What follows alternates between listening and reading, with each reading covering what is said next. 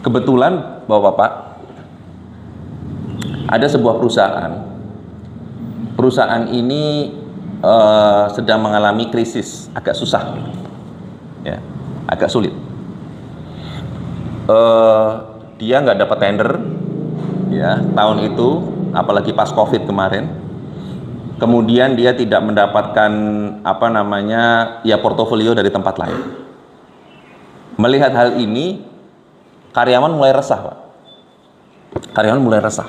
Wah, ini kenapa nih perusahaan ini? Jangan-jangan bangkrut. Nah, di saat yang sama, Human Resource Development-nya, HRD-nya, Pak, membuat suatu peraturan. Peraturannya itu sepele, yaitu tentang absen. Harus mengikuti absen. Semua karyawan harus absen. Harus absen kembali, karena habis WFH, Pak, ya. Terus WFO kembali, kan? Itu harus absen. Nah, karyawan awalnya nggak masalah, ya. Tetapi ternyata ini si namanya human capital ini, HRD ini, membuat sebuah inovasi yang justru mengingatkan hampir setiap hari, jangan lupa absen, jangan lupa absen, jangan lupa absen. Akhirnya apa?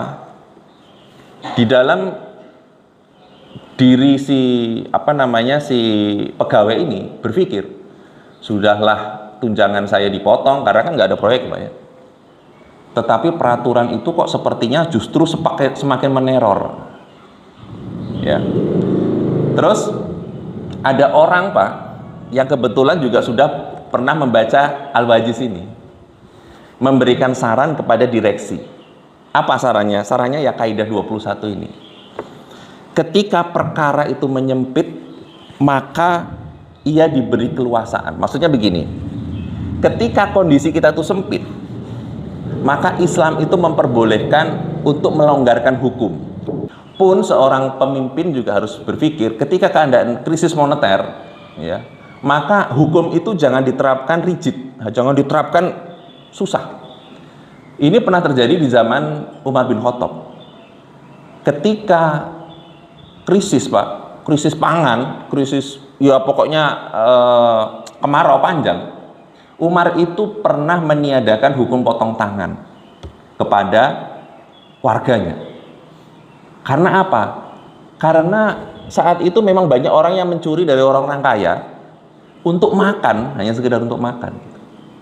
Dan atas kebijakan Umar, hukum itu dihentikan dulu, hukum potong tangan itu.